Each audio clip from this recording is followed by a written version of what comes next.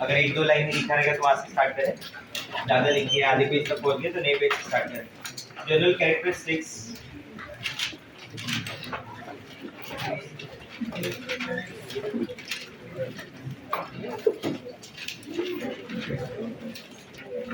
general characteristics of the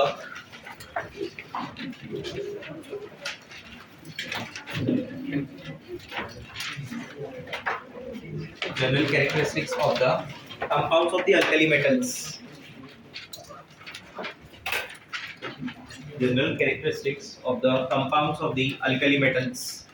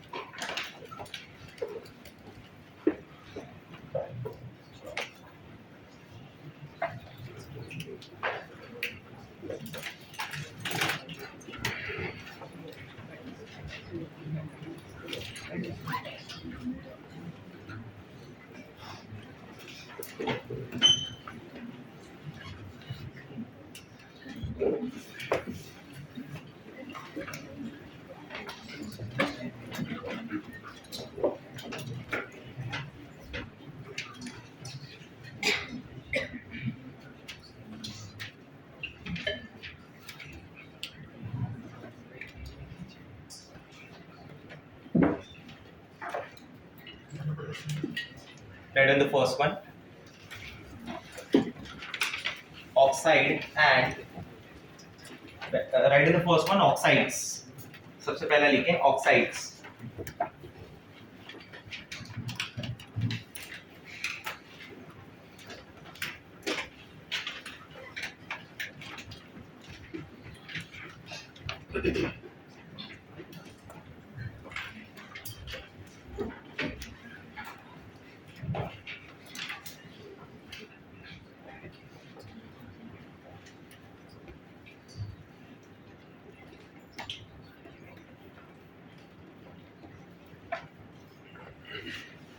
ठीक है, oxides. अब देखो यहाँ पे जो डिस्कशन होने वाला है ना, जो कंपाउंड्स हम लोग ने बनाए हैं, जैसे अभी कंपाउंड्स हमने ऑक्साइड पेरोक्साइड्स बनाया, हैलाइड्स बनाया, तो उनकी स्टेबिलिटी के बारे में, उनका बेसिक नेचर, एसिडिक नेचर, उनका आयनिक कैरेक्टर, कोवैलेंट कैरेक्टर, ठीक है, ये सब का डिस्कशन ही करने वाले, उनकी स्टेबिलिटी क्या है, कैसे, तो वो उस हिसाब से एक एक कंपाउंड के बारे में डिस्कस करेंगे। ठीक है, तो आपको बहुत सारे पॉइंट ऐसे भी मिलेंगे जो ऑलरेडी पढ़े हुए हैं, तो जितने भी नए पॉइंट होंगे उनको नोट डाउन करेंगे। ऑक्साइड में लिख के रखो, right, in case of oxides, right there, due to small size, ये याद है मैंने आपको वहाँ पे बताया था कि smaller cation stabilises smaller anion, intermediate cation stabilises intermediate anion, वो वाला पॉइंट है, right on there, due to small size lithium ion, due to small size lithium ion stabilizes small anion, that is oxide ion.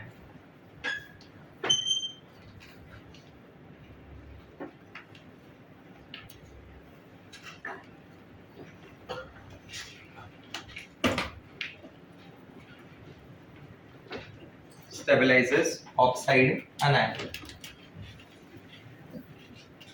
लिखा। Next, sodium ion being relatively large, sodium ion being relatively large,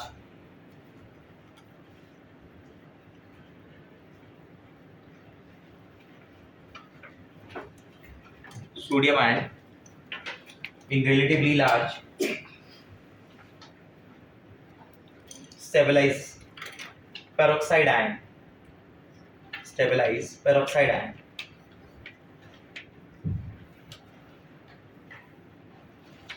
Next point, K plus Rb plus Cs plus being large या larger, K plus Rb plus Cs plus being larger,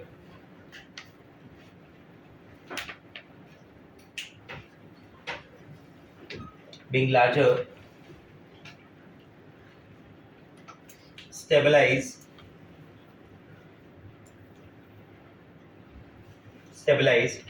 superoxide ions. Stabilize superoxide ions. Now you tell me कि जितना बड़ा ion जितना बड़ा cation होगा उतना ज्यादा अच्छा स्टेबलाइज करेगा. So when you move down the group KRBCS, the size of the cation goes on increasing. So stability of superoxide will goes on increasing. So what is the order of stability of superoxide? KO2 उससे ज्यादा stable RbO2 उससे ज्यादा stable CSO. बराबर. ये order लिख के रखना.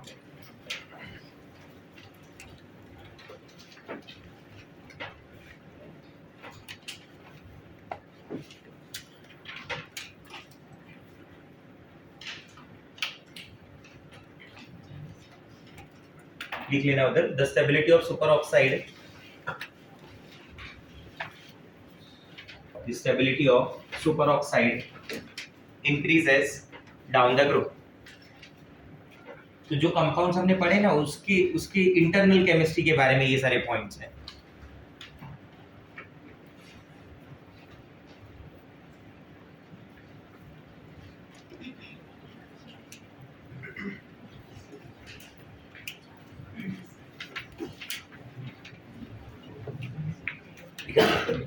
Next point लिख के रखें. Superoxide is strong oxidizing agent. Superoxide is strong oxidizing agent.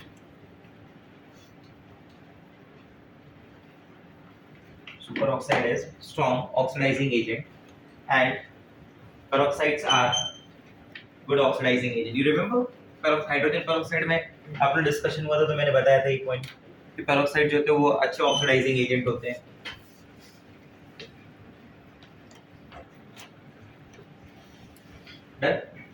चल देखो यहाँ पे नंबर 2 लिख देंगे हाइड्रोक्साइड्स. हाइड्रोक्साइड्स के नेचर के बारे में देख लेंगे अपन.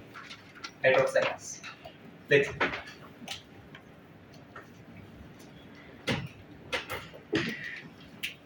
ओके लिसन गाइस एवरीवन ध्यान दें.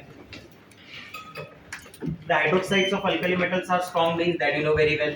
ठीक है. All of which are highly soluble in water as well as in alcohol and are stable towards heat. LiOH is exception.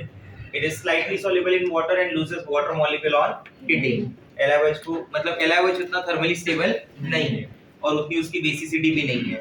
मतलब मैं बोलना क्या चाहता हूँ कि LiOH से जब मैं CSOH की तरफ जाता हूँ, LiOH से CSOH, तो जो बेसिक नेचर है, जो सॉल्युबिलिटी है, जो थर्मल स्टेबिलिटी है, सारे पॉइंट्स क्या होते हैं? बढ़ते हैं. तो क्वेश्चन यहाँ से ही आएगा. Which one of the following is highly soluble in water? Options हैं LiOH, NaOH, KOH, CSOH. Answer CSOH. कौन सा वाला सबसे ज्यादा थर्मली स्टेबल है? आंसर है CSOH. आ गया समझ में पॉइंट? बराबर. तो LiOH, NaOH, KOH, RbOH, CSOH. तो उसमें basicity and solubility and thermal stability all increases down the group. All increases down the group. आया समझ में? ठीक है. अच्छा ये मैं आपको PDF भेज दूंगा. मैं यहाँ पे मार्क करा दूंगा क्या क्या आपको लिखना है. ठीक है. क्योंकि ये जो है वो एडवांस रखता है तो आपको सब कुछ नहीं चाहिए. तो जहाँ जहाँ पे चाहिए रहेगा मैं बताता जाऊंगा. ये जैसे ही फर्स्ट स्लाइड हुआ ना उसका, ये पेज नंबर्स देख के रखना. ठीक है. तो जो पेज नंबर उस इसका जो सेकंड वाला है ना, सेकंड वाला पार्ट वो पूरा ठीक है. स्लाइड नंबर 2 जो है, स्लाइड नंबर 1 पे तो पेज कवर पेज आ रहा था ना, स्लाइड 2 पे जो है ये पूरा लिखना है. इसका सबसे इंपॉर्टेंट पॉइंट क्या है मेरे पास कि ये ऑर्डर. बेसिसिटी किसकी सबसे ज्यादा? CSOH. आपको याद है ना मैंने बताया था down the group basic nature increases, तो डाउन द ग्रुप उनकी स्टेबिलिटी भी इंक्रीजेस. अब इन बातों को जरा ध्यान से समझना. कभी-कभी स्टूडेंट को कंफ्यूजन क्या होती है कि सर आपने क्या बोला ये CS+ है ये OH- है. आपने बोला कि इसका बेसिक नेचर अच्छा मतलब it give you OH- ion easily. मैंने बोला यस करेक्ट. तो आप ऐसा भी बोल रहे हो ना कि उसकी स्टेबिलिटी भी तो ज्यादा है, थर्मल स्टेबिलिटी. थर्मल स्टेबिलिटी ज्यादा होने का मतलब क्या हुआ? क्या CSOH को जब वाटर के फॉर्म वाटर में ऐड करेंगे वो डिसोसिएट होगा in the form of CS+ and OH-, तो कंपाउंड थोड़ी ना चेंज हो गया. स्टिल कंपाउंड क्या है? CSOH ही है ना. क्या अलग हो गया कुछ? NaOH है वाटर के प्रेजेंस में in the form of Na+ and तो कंपाउंड वही है ना भाई. कंपाउंड थोड़ी ना चेंज हो गया. थर्मल स्टेबिलिटी का मतलब क्या हुआ कि आप हीट कर रहे हो और कंपाउंड टूट रहा है. कंपाउंड तो कब अलग होगा, जब सीजियम हाइड्रोक्साइड टूट के क्या बन जाए, सीजियम ऑक्साइड, सीजियम पेरोक्साइड, जो भी बन रहा हो, तब कंपाउंड अलग हुआ ना। तो थर्मल स्टेबिलिटी मतलब heat resistance, resistance towards heat, कितना वो हीट को क्या कर रहा है, रेजिस्ट कर रहा है, बराबर, और कंपाउंड को ब्रेक डाउन नहीं होने दे रहा। देखो LiOH को हीट किया तो Li प्लस OH माइनस नहीं टूटता भाई, वो बेसिक नेचर होता है। आपको समझा क्या डिफरेंस है, क्या डाउट आता है कि जब मैं ऐसा बोल देता हूँ ना कि CSOH में OH माइनस आयन टूट गया इजीली, तो उसको क्या लगता है, उसकी थर्मल स्टेबिलिटी कम हो गई, वो अलग वर्ड है। थर्मल स्टेबिलिटी मतलब वो कंपाउंड ही चेंज हो जाएगा। CSOH will result in formation of some cesium oxide, some other compound. CS plus OH minus is dissociation. Proper word बोलूं तो it is dissociation. तो उसका dissociation easily हो रहा है, समझा। अब स्टूडेंट क्या करता है, डिसोसिएशन को ब्रेकडाउन से रिलेट कर देता है। डिसोसिएट हुआ मतलब टूटा, टूटा यानी ब्रेकडाउन मतलब स्टेबल नहीं है, तो उधर कंफ्यूजन स्टार्ट हो जाती है उसके माइंड में। आप समझे, दोनों चीजें अलग अलग हैं। किसी का थर्मल स्टेबिलिटी का मतलब क्या हुआ, जैसे मैं बोलता हूँ कि मान लीजिए मेरे पास है कंपाउंड NaOH, ठीक है, उसको हीट किया मैंने, वो टूट गया Na++OH माइनस में, तो ये उसका डिसोसिएशन है बेसिकली। उसका थर्मल स्टेबिलिटी क्या होगा, जब आप NaOH को क्या करें, हीट करें, वो किसी और फॉर्म के कंपाउंड में कन्वर्ट हो जाए। अभी भी Na+OH माइनस क्या है, सोडियम का हाइड्रोक्साइड ही है ना वो, तो आप समझे मेरी बात को, उस तरीके से, ठीक है। नेक्स्ट,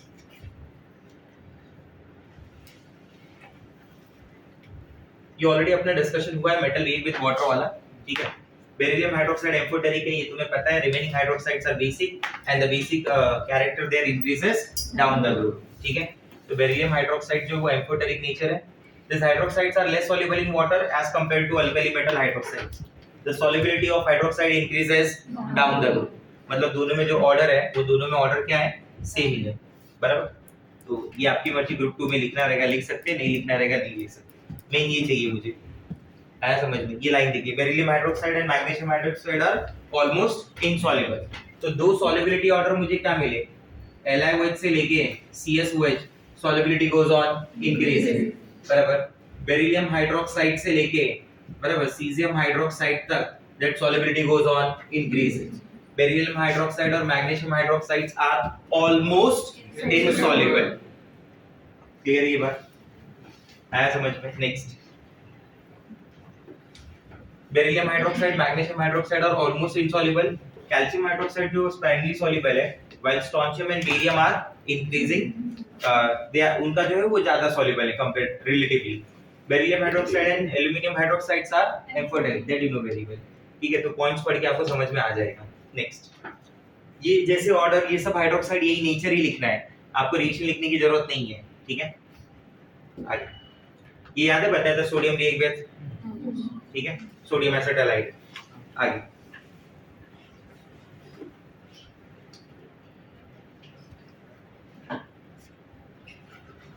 और थोड़ा नीचे कर, reaction with halogens. When they react with halogen, they form their halides. तो पहला कंपाउंड तुम्हारा क्या था, ऑक्साइड। दूसरा कंपाउंड तुम्हारा क्या आया, हाइड्रोक्साइड। तीसरा कंपाउंड तुम्हारा क्या आएगा उधर, हैलाइड। हैलाइड की रिएक्शन क्या देखी थी तुमने, when these metal react with halogen, they produce their halides. याद है, उन हैलाइड्स के अंदर कैसा नेचर होता है, कोवैलेंट। मतलब basically these halides are ionic in nature, but they show some covalent character also, if you remember, ठीक है। तो these are the few points related with the halide, जिसमें पहला point lithium halides are covalent, reason obvious है, यहाँ से आप उसके नेचर के बारे में स्टार्ट करेंगे। ये तो रिएक्शंस हो गए ना। लिथियम हैलाइड कैसा नेचर में, बोलो covalent. Li is most covalent halide, ये तो मान लोगे ना। अगर मैं बोलूं कि कोवैलेंट कैरेक्टर में, कोवैलेंट कैरेक्टर के बारे में समझना चाहता हूँ, ये मेरे पास LiCl है, this is LiBr, this is Li, बोलो मैक्सिमम कोवैलेंट कैरेक्टर किसके पास, Li। रीजन बताओ क्यों, size of iodide ion, the size of iodide ion is very large. इतना बड़ा साइज होगा तो क्या करेगा, पुल कर लेगा ना। जितना ज्यादा बड़ा आयन होगा उतना ज्यादा क्या होगा, पोलराइज्ड होगा, उतना ज्यादा डिस्टॉर्ट होगा। More distortion, more is the sharing of electron, more is the covalent character. तो सारे 1e ग्रुप के हैलाइड्स में सोचना और फिर आंसर देना। पूरे 1e ग्रुप के हैलाइड्स में सबसे ज्यादा कोवैलेंट नेचर कौन शो कर सकता है, LiI। पूछो कैसे? सारे हैलाइड्स में तुम बोलोगे लिथियम वाला ही ज्यादा होगा, तो लिथियम वालों को बुला लो, LiF, LiCl, LiBr, LiI, तो LiI सबसे ज्यादा हुआ ना। नहीं समझा मेरा बात? तो उसका क्वेश्चन ऐसे भी आ सकता है कि from one group metal halides which halides show the maximum covalent character? LiI। CSBr, CSI नहीं हो सकते, क्यों नहीं हो सकते? The size of caesium ion is very large, वो कंडीशन तो प्रॉपर नहीं बैठेगी। नहीं समझा मेरा बात? ठीक है। According to Fazan's rule that you know very well, all the halides of alkali metal except LiF are soluble in water. This is very important line. LiF soluble नहीं होती। LiF soluble क्यों नहीं है उसका रीजन मैं बता रहा हूँ। Solubility के लिए रूल क्या है अपने पास? बोलिए solubility के लिए। अपन solubility के लिए क्या बोलते हैं? टर्म क्या दिया था? कि for solubility, if you compare lattice energy with hydration energy, that hydration energy should be greater than lattice energy. Anyhow, the value of delta H should be negative. ये जो कंपाउंड है ना LiF, अच्छा यहाँ कैसे पढ़ना है क्या करना है वो भी बता देता हूँ। जो मैं पढ़ा रहा हूँ जो मैं बता रहा हूँ उसको समझ के लर्न करना है, आया समझ में? जिसका बात नहीं हो रहा है उसका बात नहीं हो रहा है, उसके लिए वो पॉइंट ही वैलिड नहीं है। आप समझे मेरी बातों को कि मैं क्या बोलना चाहता हूँ? जिसके लिए पॉइंट नहीं है वो पढ़ना ही नहीं है, ठीक है? LiF, अब LiF को फोकस करो जरा, इसकी लैटिस एनर्जी हाइड्रेशन एनर्जी के बारे में समझते हैं। LiF में क्या सीन है मालूम है? लिथियम आयन और फ्लोराइड आयन है, स्मॉलर कैटायन, स्मॉलर आयन, बराबर। और लैटिस एनर्जी में क्या बताया था? स्वीट सिंपल है चांदी ना, स्मॉल साइज हाई चार्ज जैसा फैक्टर, दोनों स्मॉल साइज वाले, लिथियम आयन भी और फ्लोराइड आयन भी, तो उनकी लैटिस एनर्जी बहुत ज्यादा है। तो किसी के मन में ऐसा भी क्वेश्चन आता है कि सर उस हिसाब से तो लिथियम आयन छोटा है ना साइज में, तो उसका हाइड्रेशन भी तो ज्यादा हुआ, फ्लोराइड आयन छोटा है, वो भी सारे कैटायन में सबसे अच्छा अगर कोई हाइड्रेशन कर सकता है तो लिथियम ही है, सारे एनायन में कोई अगर सबसे अच्छा हाइड्रेशन कर सकता है तो वो फ्लोराइड ही है, F- छोटा है ना, तो फिर तो उस हिसाब से आप सोचो कि उसकी हाइड्रेशन एनर्जी भी ज्यादा होनी चाहिए, बराबर। बट डोमिनेटिंग कौन दिखा? Lattice energy. डोमिनेटिंग कौन दिखा? लैटिस एनर्जी, क्योंकि आपका सॉल्ट क्या है? सॉल्युबल या इनसॉल्युबल? इनसॉल्युबल, बराबर। देखिए all the halides of alkali metal except LiF are soluble in water. The low solubility of LiF is due to high lattice energy. मतलब वहां डोमिनेटिंग कौन निकला? लैटिस या हाइड्रेशन? लैटिस। अगर किसी बिजनेस में 1000 करोड़ आ रहा है तो ऐसा हो रहा है कि उधर 1200 करोड़ रुपए डालना पड़ रहा है। लोगों को ये तो दिख रहा है 1000 करोड़ आ रहा है, बट 1200 जा रहा है वो नहीं दिख रहा। ये वैसा फैक्टर हो गया, दोनों हाई है। अरे समझा नहीं समझा? उसका लैटिस एनर्जी भी हाई है और उसका हाइड्रेशन। ये आपको ऐसे एनसीईआरटी के पॉइंट्स है जो आपको याद रखने। तो पूछिए कि LiF इनसॉल्युबल क्यों है, बराबर। या पहली स्टेटमेंट उसने दे दी, statement number 1 LiF is insoluble in water, statement number 2 is insoluble in water due to high lattice energy of LiF। Statement 1 and statement 2 both are correct, दोनों स्टेटमेंट करेक्ट है। स्टेटमेंट 1 और स्टेटमेंट 2 जो है वो statement 1 का correct explanation भी है। नहीं समझा मेरा बात? क्लियर हो रहा है? ठीक है। Next, the most negative enthalpies of formation occur with the fluorides for a given metal. The values decreases in the order. Delta HF जो नेगेटिव है उसकी ऑर्डर के बारे में बात हो रही है। मान लो जैसे मैं बोलता हूँ कि मेटल रिएक्ट्स विद फ्लोरीन, क्या बना देगा बोलो? When metal reacts with fluorine, what it gets? Come on, metal fluoride. During this reaction, definitely there will be some change in energy ना, बराबर। मैं उसको डेल्टा H से रिप्रेजेंट करता हूँ। किससे रिप्रेजेंट करता हूँ? हाँ, मैं उसको बोलता हूँ enthalpy of formation, change in enthalpy of formation. That can be positive और नेगेटिव, दोनों पॉसिबिलिटी होती है। तो उसने क्या लिखा? The most negative enthalpies of formation occur with the fluorides. ज्यादा नेगेटिव किसके साथ मिलता है? फ्लोराइड के साथ। मतलब ज्यादा प्रोसेस फिजिबल किधर होगा? फ्लोराइड्स के साथ, क्योंकि जितना डेल्टा H नेगेटिव आ रहा है मतलब उतना एनर्जी रिलीज हो रहा है सिस्टम से, जितना रिलीज हो रहा है उतनी स्टेबिलिटी बढ़ रही है। उस तरीके से आप सोचो। और ये ऑर्डर डिक्रीज कैसे होता है? सबसे ज्यादा नेगेटिव एंथैल्पी किसके लिए आएगी? डेल्टा HF की, फ्लोराइड, फिर बराबर। तो डेल्टा HF नेगेटिव का वैल्यू क्या हो गया? MF, फिर MCl, फिर Mi। ये सारे मेटल 1 ग्रुप के, क्योंकि +1 का चार्ज है। ठीक है नेक्स्ट, थोड़ा थोड़ा डिफरेंसेस आपको दिखेगा। Delta HF of fluoride become less negative down the group. जब डाउन द ग्रुप जाते हैं ना तो धीरे धीरे वो क्या होता है, लेस नेगेटिव होता रहता है। LiF फिर NaF KF RBF CSF। अगर आपको पूछे इसमें से किसका एंथैल्पी ऑफ फॉर्मेशन सबसे ज्यादा नेगेटिव है तो आंसर इज लिथियम फ्लोराइड, बराबर। और सबसे कम किसके लिए, सीजियम फ्लोराइड, बराबर। उसका रीजन क्या दिया कि small anion is stabilised by small cation, बराबर है ना ये लॉजिक। तो ज्यादा नेगेटिव होने का मतलब मैंने क्या बोला कि उसकी स्टेबिलिटी उतनी ज्यादा हो। कौन सा कैटायन एनायन का कॉम्बिनेशन तुम्हें ज्यादा स्टेबल लग रहा है? छोटा कैटायन छोटा आनायन, बड़ा कैटायन छोटा आनायन, स्मॉलर कैटायन स्टेबलाइजेस स्मॉलर आनायन, वो ज्यादा परफेक्ट होता है ना। तो इसमें ज्यादा स्टेबल होगा तो इसमें सबसे ज्यादा एनर्जी रिलीज होगी, तो इसका LiF का डेल्टा एच ज्यादा नेगेटिव हो।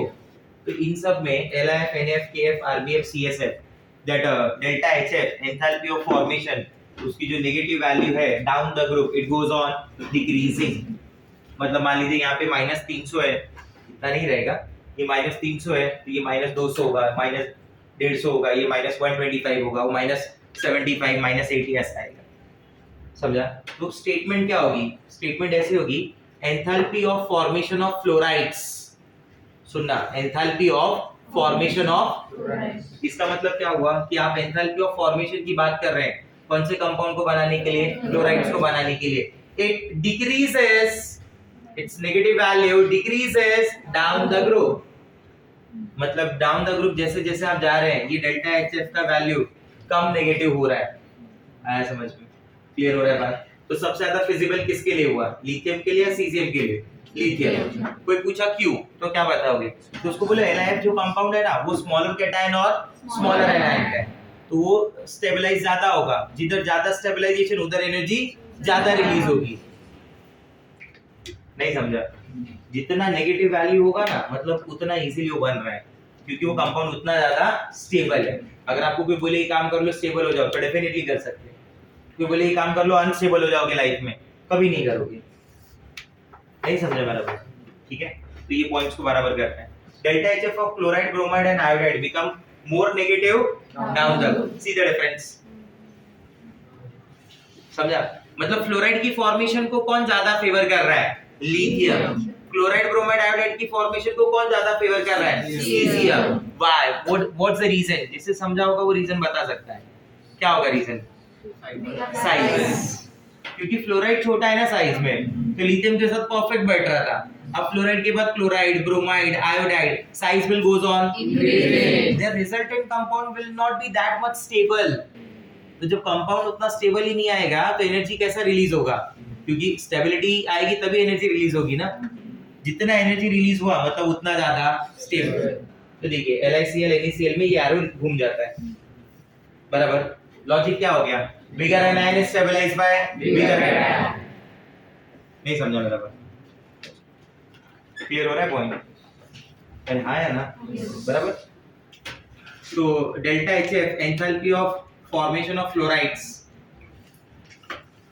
decreases down the group. For chlorides, bromides and iodide increases down the group. समझ गए बात को? अरे हाँ ना बात? ठीक है, ठीक है। नेक्स्ट, ये थोड़ा सा NaCl LiCl वाले में एक्सेप्शन है।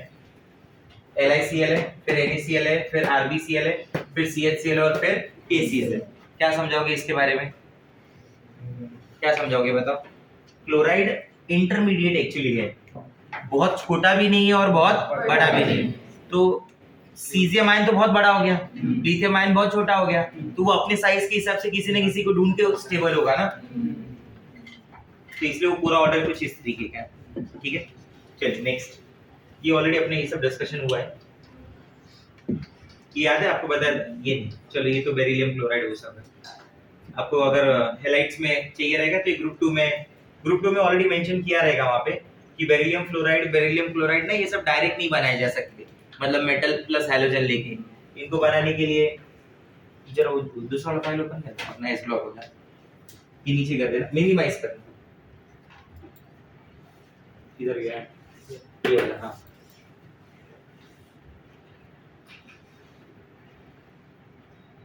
हाँ, बेरिलियम क्लोराइड एंड मैग्नीशियम और chloride are covalent in nature. Beryllium chloride को आप डायरेक्टली नहीं बना सकते। बेरिलियम क्लोराइड को बनाने के लिए beryllium oxide plus carbon plus chlorine होता है, बराबर। बेरिलियम हैलाइड डायरेक्ट नहीं बनता। डायरेक्ट बनने का मतलब समझता है ना, डायरेक्ट बनने का मतलब वो दोनों एलिमेंट लो और बना दो। अगर उससे नहीं बोला तो बोलते कि अपन डायरेक्ट मेथड नहीं होता प्रिपरेशन का। They are prepared by indirect ways. They are prepared by indirect ways, मतलब by using some other compounds. जैसे यहाँ पे मैंने बेरिलियम प्लस क्लोरीन नहीं लिया, मैंने बेरिलियम का बेरिलियम ऑक्साइड लिया, कार्बन प्लस क्लोरीन लेके रिएक्शन कराई, बराबर। इधर अमोनियम बेरिलियम फ्लोराइड लिया जो बेरिलियम फ्लोराइड बना रहा है, ठीक है। तो ये वही चीज है जो वहाँ पे लिखी हुई है, वो डिस्कशन ऑलरेडी हो चुकी है। वहाँ पे दोनों पार्ट साथ में है, प्रिपरेशन और कैरेक्टरिस्टिक्स, बराबर।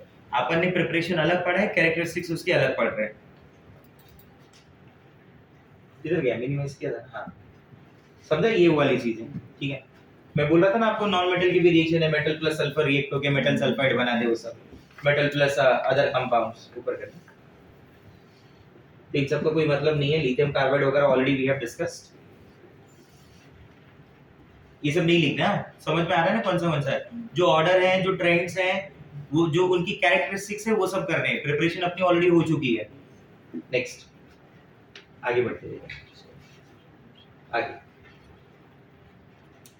हाँ बस ना, लेट्स इट कार्बोनेट्स। अगला जो डिस्कशन है वो किसके ऊपर है अपना, कार्बोनेट्स के ऊपर। कार्बोनेट्स के ऊपर डिस्कशन करना है। ये M2CO3 MCO3, M2CO3 किसका कंपाउंड हो जाएगा, this is a compound of 1A, और MCO3 किसका होगा, 2A। समझ गए कैसे। मेटल का चार्ज क्या होता है, +1 ना, और CO3 का चार्ज क्या होता है, -2। इकड़े तिकड़े क्या बन जाएगा, M2CO3, मेटल कार्बोनेट। तो M2CO3 are the carbonates of 1A group, MCO3 are the carbonates of 2A group, ठीक है। लिथियम कार्बोनेट, कार्बोनेट की स्टेबिलिटी के बारे में ऑलरेडी डिस्कशन हुआ है, जिसका रूल यही है कि percentage of ionic character is directly proportional to the thermal stability of carbonates, if you remember, बराबर। thermal stability of carbonate is directly proportional to ionic character, inversely proportional to covalent character। जितना ज्यादा आयनिक character होगा उतना उस carbonate का stability होगा। तो if I compare 1A with 2A, आपको क्या लगता है कौन ज्यादा स्टेबल, 1A या 2A?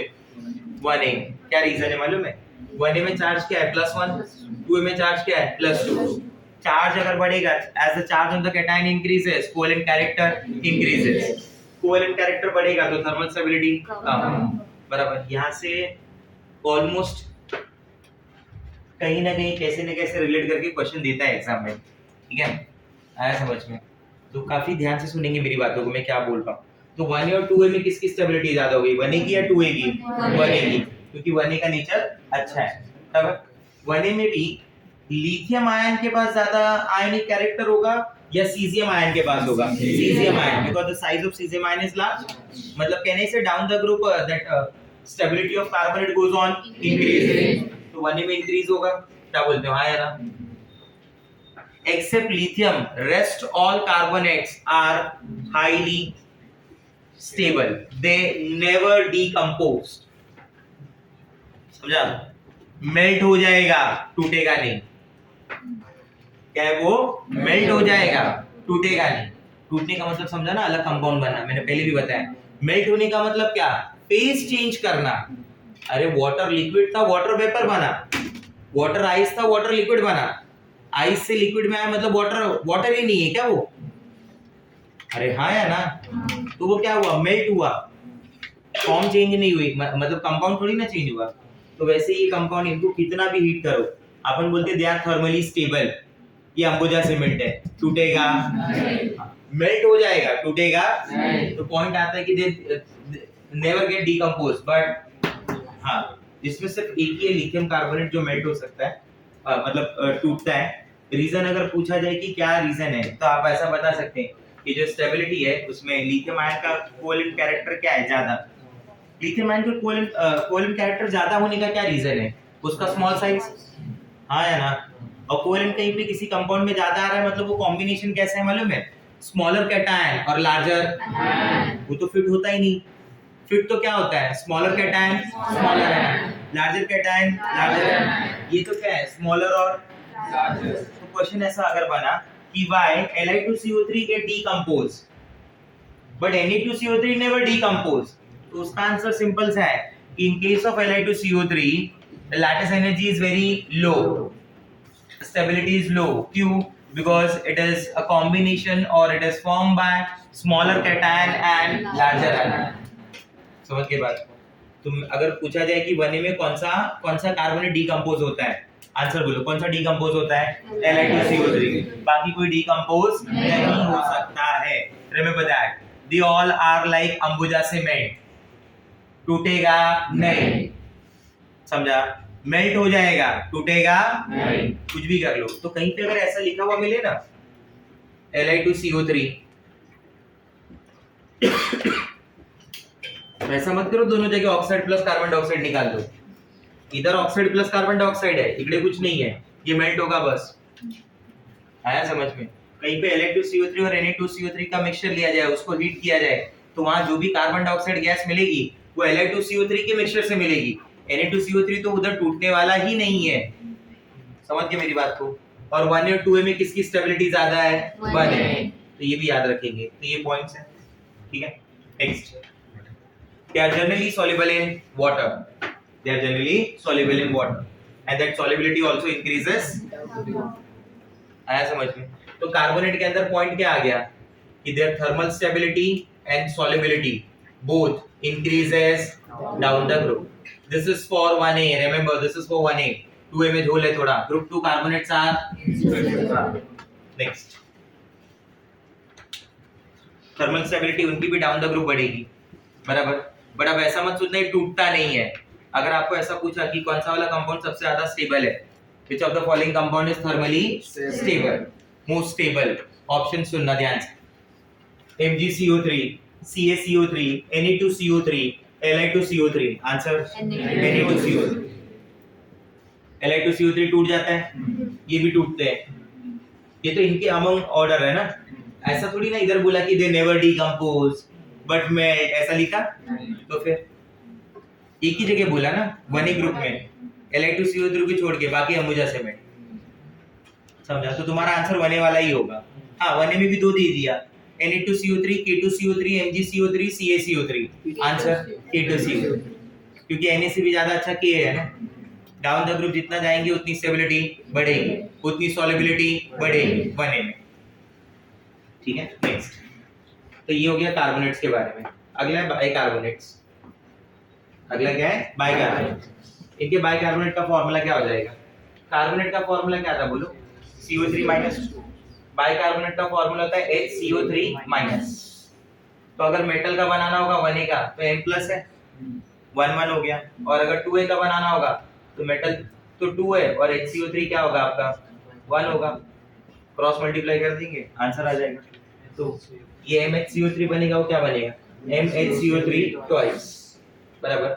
और ये वाली जो फॉर्म है they exist only in the solution, बराबर। वो नॉर्मली ऐसे एग्जिस्ट नहीं करते। MHCO3 को अगर आप स्ट्रांगली हीट करें, ठीक है, ये रिएक्शन को ध्यान से देख लें इधर। किसी भी बाइकार्बोनेट को जब आप हीट करोगे तो that result in formation of carbonate along with the carbon dioxide and water.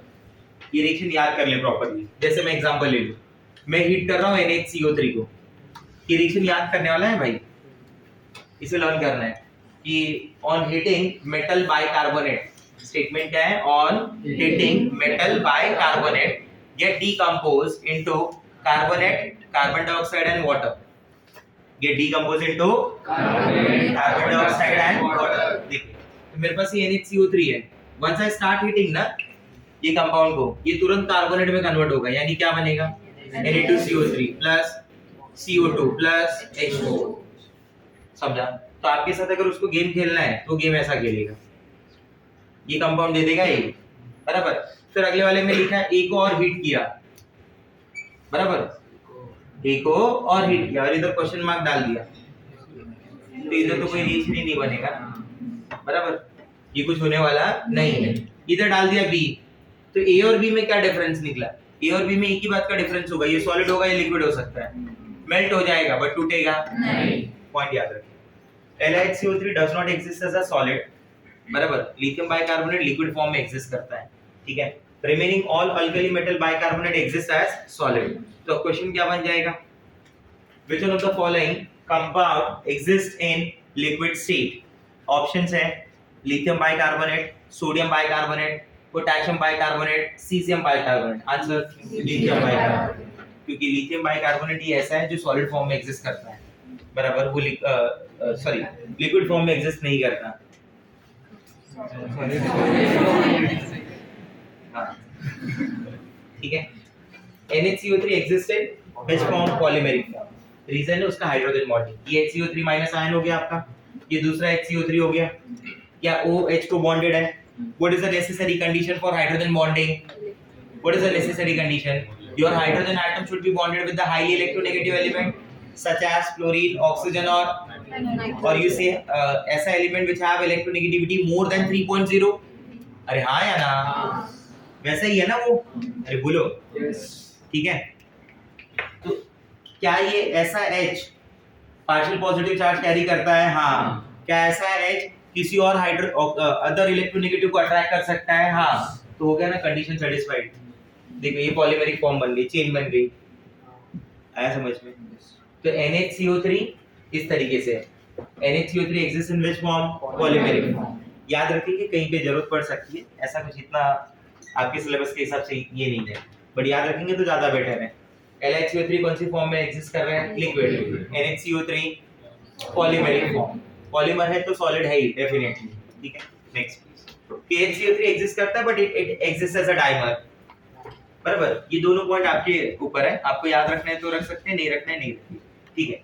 मैं इसलिए आपको सजेस्ट कर रहा हूं क्योंकि this are the examples of hydrogen bonding, it can help कि कौन सा आपको जब कंपाउंड्स में ऐसा लिख के दे दे कि कौन सा वाले कंपाउंड में हाइड्रोजन बॉन्डिंग है, शायद वहां पे ऑप्शन में डाल दे NHCO3, तो NHCO3 पे आप डायरेक्ट नहीं देख पाओगे, आप बोलोगे Na प्लस अलग, HCO3 माइनस बचा, तो ये H हो गया, बराबर, ये O हो गया, ये C डबल बॉन्ड हो गया, सिंगल बॉन्ड O माइनस, दूसरा मॉलिक्यूल तो दिया नहीं है बट उनके आपस के मॉलिक्यूल में है क्योंकि कंडीशन तो सेटिस्फाई कर रहा है ना वो, तो दूसरा जो O माइनस होगा उसको ये अट्रैक्ट करेगा, उस हिसाब से याद रखने के लिए बोल रहा हूं मैं, ठीक है। नेक्स्ट, सॉल्युबिलिटी क्या होगी, बराबर, 1A group carbonate 1A group bicarbonate, their solubility increases, yes. ये सब जितना ज्यादा अच्छे से एक लाइन में सेंटेंस बना लेंगे याद करने के लिए उतना आपके लिए बेटर होगा, ठीक है। 1A ग्रुप कौन? कार्बोनेट, और कौन? बाइकार्बोनेट, बराबर। their solubility increases, yes, समझा। CBC solubility increases down the group, carbonate bicarbonate, कौन सी CBC? फर्स्ट CBC, आया समझ में? First CBC solution, first CBC मतलब क्या? 1A ग्रुप का carbonate bicarbonate, their solubility increases down the group, even you can add hydroxide also, CbCH, carbonate bicarbonate hydroxides, their solubility increases down the group. Next, आगे बढ़ा, ये हो गया, दूसरा slide open कर,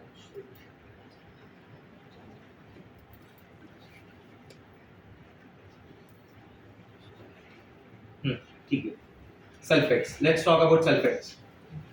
किसका बात हुआ? सबसे पहला हेडिंग था ऑक्साइड, फिर हेडिंग था हाइड्रोक्साइड, फिर हेडिंग आया हैलाइड, फिर आया कार्बोनेट, फिर आया बाइकार्बोनेट, अब बात होगा सल्फेट। सल्फेट पे थोड़ा ध्यान देना, सल्फेट की जो थर्मल स्टेबिलिटी है वो सेम एज कार्बोनेट ही है। लिथियम सल्फेट टूटता है, बाकी कोई टूटता नहीं, again they are like Ambuja cement. Sodium sulphate ले लो, हीट करते जाओ, टूटेगा नहीं, मेल्ट हो जाएगा बट टूटेगा नहीं। तो फॉर्मूला क्या बन जाएगा? सल्फेट आयन क्या होते हैं? SO4 पे -2 का चार्ज होता है और मेटल पे क्या चार्ज होता है? +1 का। ये 2 हो गया, ये 1 हो गया, क्रॉस मल्टीप्लाई कर दीजिए, क्या फॉर्मूला आ जाएगा? M2SO। अगर ये भी 2 वाला है तो 2 और 2 तो कैंसिल ही हो गया, तो क्या फॉर्मूला आ जाएगा? MSO। Except lithium sulfate, other alkali metal sulfates do not decompose even at high temperature। पहला लाइन ही क्लियर है। लिथियम कार्बोनेट टूटा था, कार्बन डाइऑक्साइड गैस देता था, लिथियम सल्फेट टूटेगा, फाइनल सल्फर डाइऑक्साइड गैस देगा along with the oxygen gas, along with the oxygen gas, along with the oxygen gas. तो आपको पूछेगा कि वहां पे कितनी गैसेस, इसका क्वेश्चन सुनना, मस्त क्वेश्चन बना सकते हैं कि लिथियम सल्फेट का मतलब एक कंपाउंड है जिसका डीकंपोजिशन हो रहा है, एक कंपाउंड है जिसका क्या हो रहा है, डीकंपोजिशन, बराबर। और जैसे मान लो ऐसा बोला कि लिथियम कार्बोनेट और लिथियम सल्फेट, क्वेश्चन को सुनना समझना, लिथियम कार्बोनेट लिथियम सल्फेट, ठीक है, on decomposition produces some gases, find out the total number of gas, find out the number of diamagnetic gases, find out the number of paramagnetic gases। बताइए, तीन चीजें पूछा है। पहला पूछा है आपको कि कितनी टोटल गैसेस बनेंगी, बराबर, समझा रिएक्शन से क्वेश्चन कैसा बना रहा हूँ, समझ में आ रहा है कि क्या बोल रहा हूँ। दूसरे में पूछा है कितनी गैसेस डायमैग्नेटिक होंगी, और तीसरे में पूछा है कि कितनी गैसेस पैरामैग्नेटिक होंगी। ऐसे हर एक ऑप्शन में आपको 3-3 नंबर दिए हुए, बिना ऑप्शन के आप मुझे बता दो।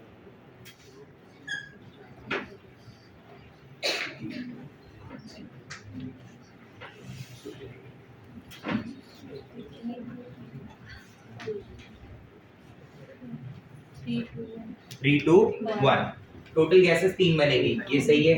जैसे Li2CO3 आपने हीट किया तो लिथियम ऑक्साइड बना और carbon dioxide, this is residue, this is a gas, okay, let's go. The second one is how many gases are diamagnet. अच्छा, दूसरा क्या था, Li2SO4 था ना, Li2SO4 को हीट करेंगे तो देखिए लिथियम ऑक्साइड रेसिड्यू बन गया, आपके पास दो गैसेस क्या आ गई, sulphur dioxide plus oxygen gas, बराबर। ऑक्सीजन गैस का नेचर क्या है, पैरामैग्नेटिक, सल्फर डाइऑक्साइड गैस का नेचर डायमैग्नेटिक, बराबर। सल्फर डाइऑक्साइड गैस का नेचर डायमैग्नेटिक रहता है, उसके पास अनपेयर्ड इलेक्ट्रॉन्स नहीं रहते। तो मेरे पास डायमैग्नेटिक कितनी गैसेस आ गई, 2, पैरा कितना आ गया, 1। ये तो काफी अपर लेवल पे क्वेश्चन हो गया, तुम्हें तो शायद 3 में से कोई एक ही पूछे कि कितने नंबर ऑफ पैरामैग्नेट, अच्छा क्वेश्चन बन जाएगा वो। चलिए next, solubility down the group बढ़ रही है, same as carbonate, same as Carbonate. Yes, CbCHS, carbonate, bicarbonate, hydroxide, sulphides, बराबर, sulphates, all their solubility increases down the group, thermal stability increases down the group for 1A group। At least एक के लिए तो याद रख, मतलब एक के लिए तो इजी करते जाए ना अपन, ठीक है। ग्रुप 2 में सारे सल्फेट डिकम्पोज होते हैं, डाउन द ग्रुप स्टेबिलिटी बढ़ती है, same as carbonate. Next, the thermal stability of the alkaline metal sulfate increases down the group, these sulfates are less soluble in water than corresponding alkali metal sulfates, their solubility decreases down the group, see the change। ये NEET में पूछा भी गया एक बार, ठीक है, और जब AIPMT के नाम से एग्जाम होती थी तब 1 से 2 बार पूछा गया था। अब यहाँ पे डिफरेंस समझ लेना, बेरिलियम सल्फेट, बेरियम सल्फेट ऐसा एग्जांपल है जिसपे मैंने कई बार फोकस किया है। जब मैंने आपको रेडियस डिफरेंस का रूल समझाया था तो यहाँ पे इस तरफ वही बताया था बेरिलियम सल्फेट और बेरियम सल्फेट के बारे में, जिसमें size of beryllium ion is small, the size of sulphate ion is large, where the size of barium ion is large and sulphate ion is also large. तो radius difference ज्यादा कहाँ दिखा था, पहले वाले में, बेरिलियम सल्फेट में। तो याद रखेंगे ये सॉल्युबल इन वाटर है and this are insoluble in water, ठीक है। तो दिस इज वेरी इंपॉर्टेंट, इसलिए 1A थोड़ा अलग रखेंगे, 2A थोड़ा अलग रखेंगे। 1A में CbCHS, carbonate, bicarbonate, hydrogen, hydro, ये क्या था वो, हाइड्रोक्साइड और sulphate, their stability, thermal stability, their solubility increases down the group। Change थोड़ा सा यहाँ दिखा है मुझे कि जब ग्रुप 2 का सल्फेट आएगा तो ग्रुप 2 के सल्फेट में सॉल्युबिलिटी रेडियस डिफरेंस की फॉलो हो रही है, this is beryllium ion, this is sulphate ion, समझा, उतना स्टेबल भी नहीं होगा, अच्छे से टूटेगा। और दूसरी बात, बेरिलियम आयन बहुत छोटा होता है, उसकी हाइड्रेशन बहुत ज्यादा होगी तो डेल्टा H नेगेटिव मिल जाएगा। बेरियम सल्फेट में क्या प्रॉब्लम हो गई, दोनों अनायन बड़ा है, बराबर, दोनों उतना हाइड्रेशन नहीं दे सकता, आया समझ में बात, ठीक है। तो ये याद रखना है। The solubility of BaSO4 is due to high hydration energy of Be+2 ion. आपकी स्टेटमेंट असर्शन रीजन कैसे बनेगी, point number 1, BaSO4 is highly soluble in water, ठीक है। तो पहले तो ये सोचना स्टेटमेंट करेक्ट है इनकरेक्ट है, ठीक है, स्टेटमेंट करेक्ट है। अब स्टेटमेंट नंबर 2 क्या आ रही है कि it is due to high hydration energy of beryllium ion. Answer is yes. Beryllium ion बहुत छोटा है ना साइज में, जितना आयन छोटा होगा उतना ज्यादा क्या देगा, हाइड्रेशन एनर्जी। हाइड्रेशन एनर्जी का तो यही फैक्टर है ना। अरे सिंगल किसी के घर में बेबी है तो वो ज्यादा अट्रैक्ट करेगा जिसके घर ट्विंस हुआ है।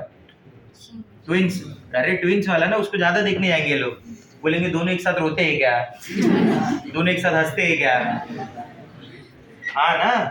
और जिसके घर पे ट्रिपलेट है वो उसके घर को टिकट लगाना पड़ेगा 100 का, है कि नहीं। 100 रुपए की टिकट लगेगी बाबा देखने के लिए, तीनों एक साथ में हंसते हैं, तीनों एक साथ में रोते हैं। आपको ऐसे पता है ना छोटा बेबी, तो उसमें भी डबल ट्रिपल, तो वो तो और जो कैटायन है वो पावरफुल होता जा रहा है। किसी भी जगह अगर कैटायन पे प्लस का चार्ज बढ़ रहा है तो मतलब इनडायरेक्टली क्या बोलना चाहता हूं मैं, न्यूक्लियस का पावर बढ़ रहा है, that nucleus become more and more dominating because the number of electron is less ना प्रोटॉन के कंपेयर में। तो जितना ज्यादा होगा न्यूक्लियस उतना डोमिनेटिंग होगा, और न्यूक्लियस जितना डोमिनेटिंग होगा उतना अट्रैक्ट करेगा ना। समझा मेरा बात? Take this, let's proceed. Lithopone वगैरह अगर याद रखने तुमको याद रख लो, आपको जो बुक्स है उस सब में कहीं पे लिखा हुआ मिल सकता है, बाकी एज सच इसका कुछ ऐसा बहुत ज्यादा रिक्वायरमेंट नहीं है। तो ऑक्साइड, हाइड्रोक्साइड्स, ठीक है, ऑक्साइड का डिस्कशन किया, हाइड्रोक्साइड्स, हैलाइड्स, उसके बाद कार्बोनेट का डिस्कशन हुआ था, कार्बोनेट के बाद बाइकार्बोनेट का डिस्कशन हुआ था, फिर सल्फेट का डिस्कशन हुआ था। अब नंबर 7 पे आएगा नाइट्रेट। नंबर 7 पे क्या आएगा? नाइट्रेट।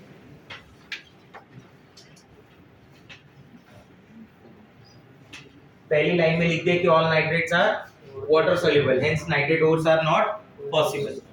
ओर्स पता है ना तुमको, अर्थ प्लस में मिलता है ना, और मिनरल्स सुना है ना नाम?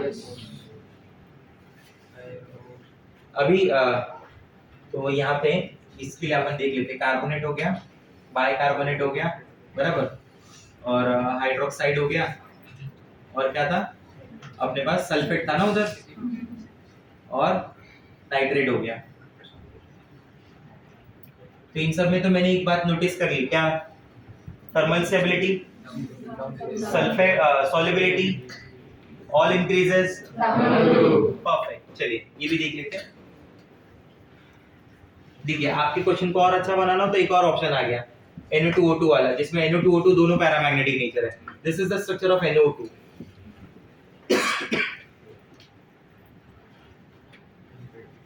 अनपेड इलेक्ट्रॉन हुआ ना। Nitrogen belongs to group number 15। How many valence electron? 5। तो जब इस थ्योरी को पढ़े तो एमसीक्यूज खुद ही बनाए, आपसे अच्छा कोई एमसीक्यूज नहीं बना सकता, ऐसा सोच के बनाए, समझा? तो अलग से एक्स्ट्रा एमसीक्यू सॉल्व करने की जरूरत नहीं है, थ्योरी को पढ़ना है, लर्न करते आना है, बात खत्म हो गई, समझा? हाइड्रोजन, एस ब्लॉक ऐसे चैप्टर है जिनके लिए क्वेश्चन बैंक भी सॉल्व नहीं करना है, समझा? अपने इंटरनल्स करने, ज्यादा से ज्यादा जरूरत है तो एमटीजी कर लेंगे, अदरवाइज आप और भी कुछ सॉल्व कर रहे हैं तो आप अपना टाइम वेस्ट कर रहे हैं, वो आपका खुद का जिम्मेदारी है, वो मैंने नहीं बोला है, समझा? अभी मैं वापस चैप्टर बता देता हूँ। Hydrogen, S block, P block elements 1, P block elements 2, metallurgy, आगे चल के चैप्टर आएगा मेटलर्जी, ठीक है, DNA block elements, chemistry in everyday life, polymer, biomolecules, environmental chemistry. Notes internal कर लिया, it is more than sufficient, extra MCQ solve करने की जरूरत नहीं है। ये 10 चैप्टर ऐसे 8-10 चैप्टर हैं जिसमें आपको सिर्फ फोकस करना है थियरी के ऊपर, आपको सिर्फ इतना कंफर्म करना है कि 10, 15, 20, 25 एमसीक्यू सॉल्व करके कि आपको डेटा याद है या नहीं याद है, बस आया समझ में? डेटा अगर याद है तो आप आंसर मार्क कर दोगे, डेटा नहीं याद है कुछ नहीं कर पाओगे, कोई लॉजिक नहीं, कोई जजमेंट नहीं होता उधर, सिर्फ एक ही चीज है, आपको याद है या नहीं याद है, तो याद करने पे फोकस करना है, आया समझ में? उस चैप्टर के जो एमसीक्यूज हैं उसका जो टाइमिंग है वो फिजिकल और ऑर्गेनिक में यूटिलाइज करनी है, वहां पे आपको तीनों सॉल्व करना है, इंटरनल्स, एमटीजी वाली बुक, और बाद में फिर क्वेश्चन बैंक पूरा, आया समझ में? क्लियर है मेरी बात है? और कोई मुझे हाइड्रोजन के लिए कुछ भी दूसरा एस ब्लॉक के लिए, पी ब्लॉक के लिए सॉल्व करते हुए मिल गया तो फिर वो पूरा 2 साल वही सब सॉल्व करेगा और कुछ सॉल्व भी नहीं करने दूंगा, समझ आया बात? इसको धमकी नहीं समझे, प्यार से बता रहा हूँ। अब समझो, क्वेश्चन और आगे बढ़ा दिया। दो कंपाउंड थे ना अभी तक, Li2CO3, Li2SO4 और LiNO3। अब तो 3 हो गए ना, और ज्यादा गैसेस मिल गई। आया समझ में? अब वो ऐसा पूछ रहे सीधा सीधा कि कितनी गैसेस इसमें से पेरोक्साइड है, तो एक पैरामैग्नेटिक नेचर है, ऑक्सीजन गैस पैरामैग्नेटिक है और NO2 गैस। कितनी गैसेस डायमैग्नेटिक है? ऐसा नहीं O2 दो बार आया तो दो बार पैरामैग्नेटिक काउंट करोगे। हाँ, किसी को लगा बोला इधर भी तो O2 आया था ना, तो इधर भी एक पैरामैग्नेटिक हो गया और इधर भी एक हो गया, और ये दो तो आई और एक ये 3, तो आप अलग लेवल पे चल रहे हैं। आपको सीधा पीजी वाली एग्जाम देनी चाहिए। नीट यूजी का कोई मतलब नहीं है आपके लिए, आप नीट पीजी पे फोकस करते हैं। यूजी पीजी समझता है ना? हाँ, तो यूजी में तो हो चुका है, आप एमबीबीएस हो चुके हैं, डॉक्टर खुद से लगा लेना आप क्या। चलो नेक्स्ट।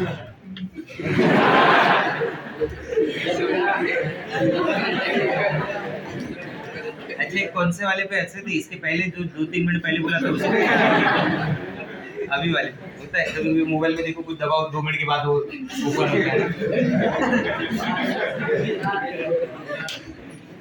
पॉसिबिलिटी हो सकती है इन सब बात। बाकी ये रिएक्शंस नहीं करने हैं आपको, गन पाउडर वगैरह याद रखने की जरूरत नहीं, आपका मन है तो आप याद रखें, मेरी तरफ से कुछ नहीं। मैं आपको कभी नहीं चिल्लाऊंगा कि गन पाउडर आपको याद नहीं, तो मेरे को खुद को नहीं याद। नेक्स्ट,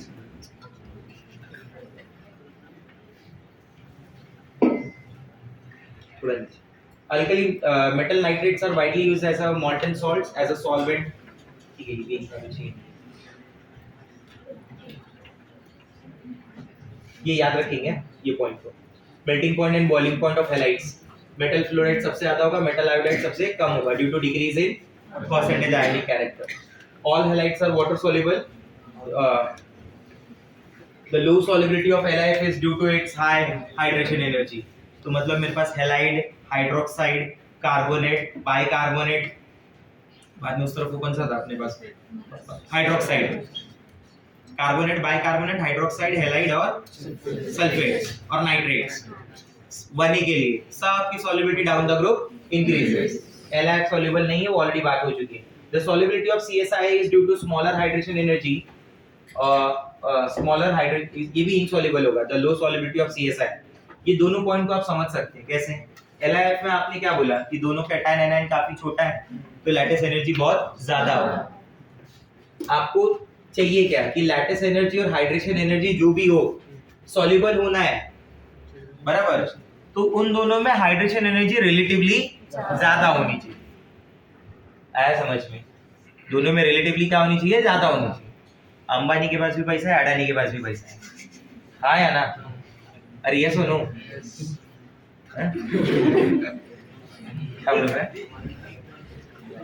तो अब बट लेकिन कम या ज्यादा तो होगा ना, तो रिलेटिवली बोलना पड़ेगा ना। कम क्या आ जाएगा? रिलेटिवली। तो ऐसा सोचो, मैं बोल रहा हूँ यहाँ पे हाई लैटिस एनर्जी, मतलब यहाँ पे लैटिस एनर्जी ज्यादा होगी compare to hydration energy. CSI soluble नहीं हो रहा है, क्यों? क्योंकि वहां पे जो हाइड्रेशन एनर्जी बहुत ही ज्यादा कम है। सीजियम आयन भी बहुत बड़ा है साइज में, वो हाइड्रेट अच्छे से, वो तो बड़ा आयन हो गया ना, और I- भी बड़ा आयन है, वो भी हाइड्रेट नहीं कर पाएगा, समझा? तो इसलिए वहां पे भी प्रॉब्लम होगी। नेक्स्ट,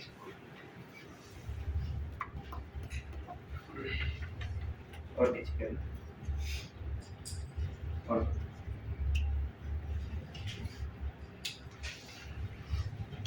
हाँ, ये एक्सेप्शन वाला ऑर्डर है, ये भी याद रखेंगे। ऊपर करना थोड़ा सा, थोड़ा ये ऑर्डर चाहिए। दिस वन BF2 ये दिख रहा है, BF2 बीच में आ रहा है, चेंज देख लेना जरा। BF2 is highly soluble in water due to its high hydration energy. Beryllium छोटा साइज का आयन है ना, बराबर? अब ध्यान देना इस पे, बेरिलियम छोटा साइज का कैटायन है, उसका हाइड्रेशन एनर्जी बहुत ज्यादा होगा। सामने जो फ्लोराइड है वो भी छोटा आयन है, उसका भी हाइड्रेशन बहुत ज्यादा होगा।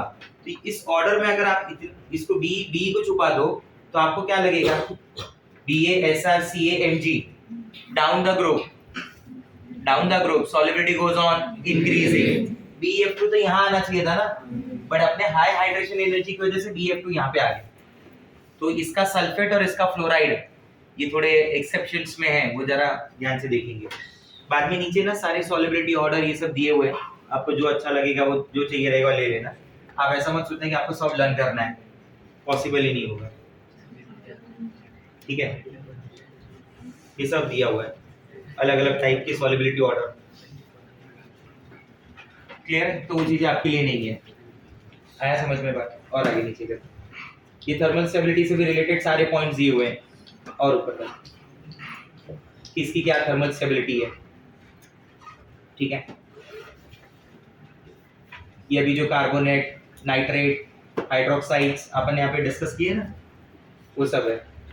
Next, thermal stability of other covalent compounds, N2, O2, F2, N में ट्रिपल बॉन्ड होता है, O में डबल बॉन्ड, फ्लोरीन में सिंगल। तो आप एक बार जस्ट गो थ्रू कर लेना, आपको जो सही लगे, जो अच्छा लगेगा कि हाँ ये कहीं पे जरूरत है मेरे को, तो वो यूज कर लेना, अदरवाइज उसका जरूरत नहीं है, ठीक है। बंद कर, तो जहाँ पे जो बताया वो ऑर्डर कॉपी कर लेंगे, ठीक है।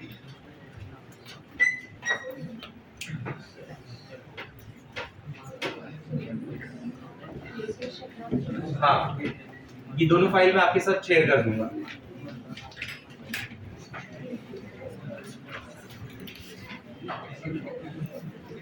याद रखना है, ये हेल्प करेगा आपको थोड़ा बहुत, आपको इसको जिस हिसाब से मोल्ड करना होगा।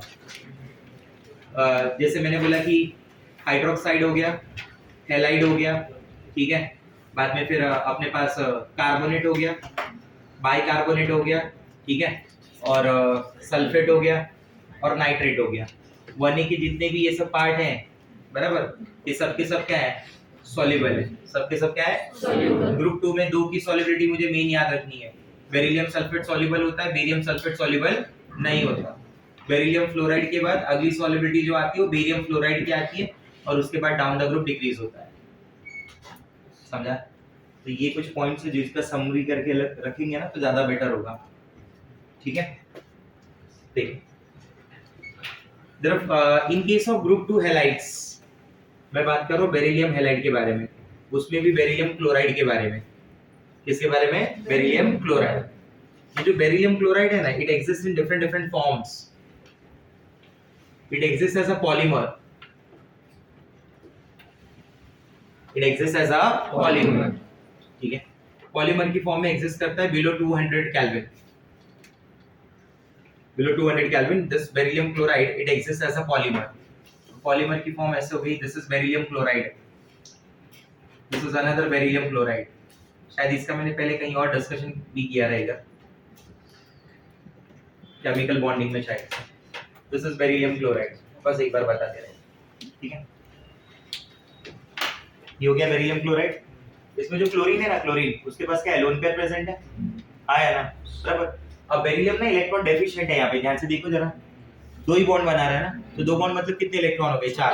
अपन 8 के हिसाब से बात करते हैं, बराबर। तो ये क्लोरीन ना क्या करेगा, समझ रहा है बात मेरा। अब कितने बॉन्ड हो गए उस बेरिलियम के पास, 6 हो गए, बराबर। ये वाला क्लोरीन इधर के लिए आ रहा है, अब कितने हो गए बोलो, ऐसे पॉलीमर बन रहा है, मतलब ये जो फॉर्म होगी वो n टाइम्स होगी। तो what is the steric number of that beryllium, steric number of that beryllium, बोलिए क्या हो जाएगा। That beryllium is bonded with how many chlorine, 4, और उसके पास खुद की तो कोई लोन पेयर है ही नहीं, तो स्टेरिक नंबर क्या हो गया, 4 + 0। हाइब्रिडेशन क्या आ जाएंगे, ग्रेटर देन 200 केल्विन पे जब जाते हैं ना, तो उस फॉर्म में it exist as a dimer, it exist as a dimer, और कुछ इस तरीके से होता है। This is beryllium chloride, molecule number 1. This is beryllium chloride, molecule number 2. ये क्लोरीन से बेरिलियम की तरफ जाएगा, ये क्लोरीन से बेरिलियम की तरफ जाएगा, बराबर। स्टेरिक नंबर क्या बन जाएगा बताओ, स्टेरिक नंबर क्या हो जाएगा, कितने से बॉन्डेड है, 3 से, तो स्टेरिक नंबर क्या लिखेंगे, 3 + 0। What would be the hybridization, sp। समझ आ रहा है, ठीक है। रूम टेम्परेचर वगैरह एकदम गैसियस फेज पे होता है, यहाँ पे it exist as a monomer. Your that beryllium chloride exist as a monomer, simple beryllium chloride linear form वाला, बराबर। आसपास कुछ भी नहीं है, कोई हेल्प नहीं मिलेगी, स्टेरिक नंबर सीधा सीधा क्या आ जाएगा 2 + 0, हाइब्रिडेशन क्या हो जाएगी sp, दैट इज लीन। तो ये फॉर्म डिफरेंट फॉर्म जो है वो पता होनी चाहिए। एनसीईआरटी की बुक में इसको लिखा हुआ है कि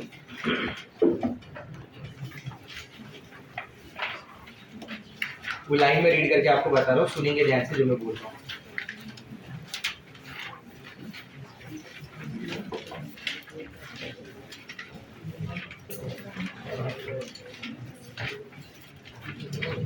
हाँ सुनना ध्यान से, ऐसा लिखा हुआ है कि in the vapour phase beryllium chloride tends to form a chloro bridge dimer. Vapour phase में ना वो क्लोरो ब्रिज का डाइमर बना रहा है, which dissolves into the which dissociates into the linear monomer at high temperature। तो ये वो लीनियर मोनोमर है, सिंगल मोनोमर, और ये क्या है उसका डाइमर। उसकी एक और फॉर्म होती है जिसमें वो किस तरीके से एग्जिस्ट करता है, पॉलीमर। समझा मेरा बात, क्लियर हुआ ये पॉइंट? ठीक है ना। अब आपने जो अभी तक आपने पढ़ा समझा देखा होगा ना, तो आपने बहुत जगह नोटिस किया होगा कि लिथियम जो है वो अपने ग्रुप एलिमेंट से कुछ अलग बिहेवियर करता है। अगर आपने नोटिस किया हो, बहुत सारी जगह पे ऐसा है। कुछ एग्जांपल आप बता सकते हैं जहाँ पे आपको लिथियम का जो बिहेवियर दिखा हो वो बाकी ग्रुप एलिमेंट से अलग दिखा हो? जैसे अभी सर वो स्टेबिलिटी ऑफ कार्बोनेट देख लो, बराबर। फिर और हाँ, लिथियम बाइकार्बोनेट लिक्विड स्टेट है, वो देख लो। लिथियम का रिएक्शन नाइट्रोजन के साथ होता है, बाकी किसी का नहीं होता। लिथियम का रिएक्शन कार्बन के साथ होता है, बाकी कोई डायरेक्ट रिएक्ट नहीं होता, बराबर। फिर लिथियम जब ऑक्साइड से रिएक्ट करता है तो खाली ऑक्साइड बनाता है, बाकी सब पेरोक्साइड और सुपर ऑक्साइड बनाते हैं। लिथियम का जब वाटर से रिएक्शन होता है तो वो रिएक्शन स्लो होती है, बाकी सब के साथ जब रिएक्शन होती है तो वो रिएक्शन फास्ट होती है। कुछ समझ में आ रहा है? तो लिथियम का जो डिफरेंसेस है बाकी ग्रुप एलिमेंट के साथ, उसको बोलते हैं एनोमेलस बिहेवियर ऑफ लिथियम। क्या बोलते हैं? Anomalous behaviour of lithium. यहाँ पे एनोमेलस वर्ड का मतलब होता है डिफरेंट बिहेवियर ऑफ लिथियम। ये बिहेवियर क्यों है, क्या इसकी रीजन है? तो सबसे पहला सबसे बड़ा रीजन है कि lithium it has small size, being smaller in size उसका कैटायन भी छोटा होगा। कैटायन छोटा होगा तो उसकी पोलराइजिंग पावर ज्यादा होगी, तो वो ज्यादा आनायंस को अट्रैक्ट करेगा, ज्यादा पुल्ड करेगा, डिस्टॉर्ट करेगा, तो उसके कंपाउंड्स का कोवेलेंट कैरेक्टर भी ज्यादा होगा। तो ये भी तो डिफरेंस आ गया, अरे हाँ या ना, बराबर। तो ये रीजन हो गया, यही मतलब रीजन मेन है कि इसकी साइज छोटी है और हाई आयनाइजेशन एंथैल्पी है, बराबर। और लिथियम आयन की पोलराइजिंग पावर बहुत ज्यादा है, इसलिए लिथियम अपनी ग्रुप एलिमेंट के साथ इतना अच्छा नेचर शो नहीं करता। आया समझ में? ठीक है, तो आपको हेडिंग ऐसे लिखना रहेगा ये कंप्लीट करने के बाद, anomalous behaviour of lithium, anomalous behaviour of lithium. ठीक है, why lithium it shows anomalous behaviour. तो आपने जैसे उसमें लिख दिया कि स्मॉल साइज है, बराबर। आपने लिख दिया उसमें हाई आयनाइजेशन एंथैल्पी, बराबर। पोलराइजिंग पावर लिख दिया आपने। आपने लिख दिया कि absence of vacant orbital, lithium के पास वैकेंट ऑर्बिटल भी कहाँ है? लिथियम का कॉन्फ़िगरेशन क्या है? 1s2 2s1। आया समझ में? तो नहीं, वैकेंट ऑर्बिटल तो मिल जाएगा, 2s1 है, 2p में वैकेंट ऑर्बिटल है अपने पास, वो इतना मैटर नहीं करता। ठीक है, डिफरेंसेस क्या क्या मिलेंगे? तो यहाँ पे आप डालेंगे पॉइंट्स ऑफ डिफरेंसेस, बराबर। तो एक कॉलम जो बनेगा वो पॉइंट्स ऑफ डिफरेंसेस का बनेगा। ये डिफरेंसेस होंगे between one group element and between lithium and other one group element. ठीक है,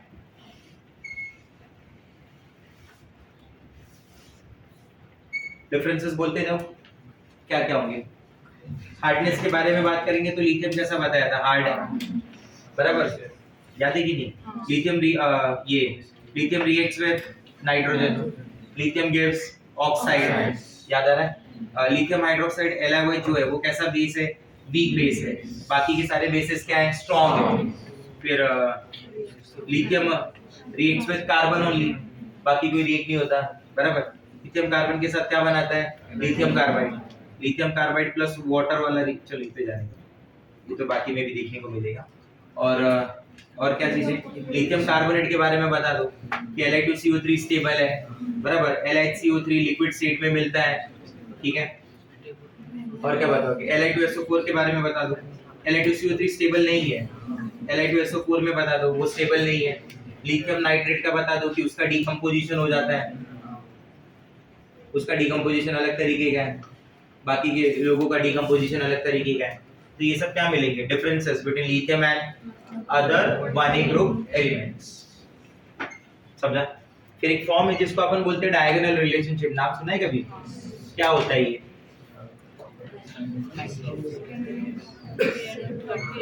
कुछ एलिमेंट जो सेकंड पीरियड में प्लेस है उनका प्रॉपर्टीज सिमिलर है to the element place in third period which are diagonally placed ना। तो अगर मैं सेकंड पीरियड में लिथियम ले रहा हूं तो थर्ड पीरियड में वो एलिमेंट कौन होगा, मैग्नीशियम। तो बहुत सारे ऐसे पॉइंट है जो लिथियम और मैग्नीशियम के सिमिलर है, लिथियम और मैग्नीशियम के क्या है, सिमिलर। जैसे लिथियम का कार्बोनेट टूटता है, सेम मैग्नीशियम का भी कार्बोनेट टूटता है। लिथियम का बाइकार्बोनेट टूटता है, मैग्नीशियम का भी बाइकार्बोनेट टूटता है।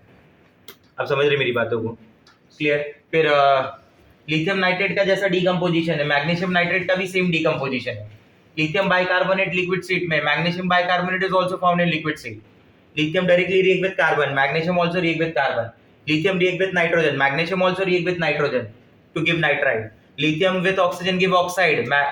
Magnesium also with oxygen gives magnesium oxide.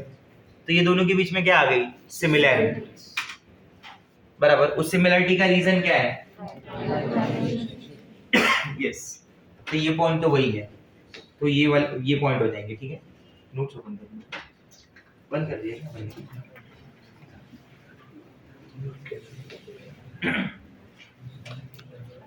लेंगे, ठीक है। वो जो मैंने जनरल कैरेक्टरिस्टिक के पॉइंट्स दिए हैं वो पॉइंट्स बना लेंगे, बराबर। वो पॉइंट्स बनाने के बाद ये कॉपी कर लेना, बेरिलियम क्लोराइड। और फिर क्या करेंगे, एनोमलस बिहेवियर ऑफ लिथियम, ये दोनों के डिफरेंसेस और इन दोनों की सिमिलैरिटी। सिमिलैरिटी का कॉलम कैसे बनाओगे, हेडिंग लिखना पॉइंट्स ऑफ सिमिलैरिटी, जो पॉइंट्स होंगे इधर लिथियम के लिए और इधर, जैसे आपने लिखा रिएक्शन विद कार्बन, तो lithium with carbon give Li2C2, magnesium with carbon give Mgc2। जैसे आपने लिखा रिएक्शन विद नाइट्रोजन, तो यहाँ पे लिखना कि इट गिव्स लिथियम नाइट्राइड, ये भी रिएक्ट होता है, इट गिव्स मैग्नीशियम नाइट्राइड। तो ये छोटा सा होमवर्क दिया है आपको, हाँ ज्यादा बड़ा लग रहा होगा मत आना करिए। और उसके बाद वाले में मैं आपको भगा दूंगा, फिर चैप्टर खत्म हो जाएगा, हिसाब बराबर हो जाएगा। नीचे देखना है खाली वो है या नहीं, शायद अभी तक ऐड नहीं किया, क्लास में ऐड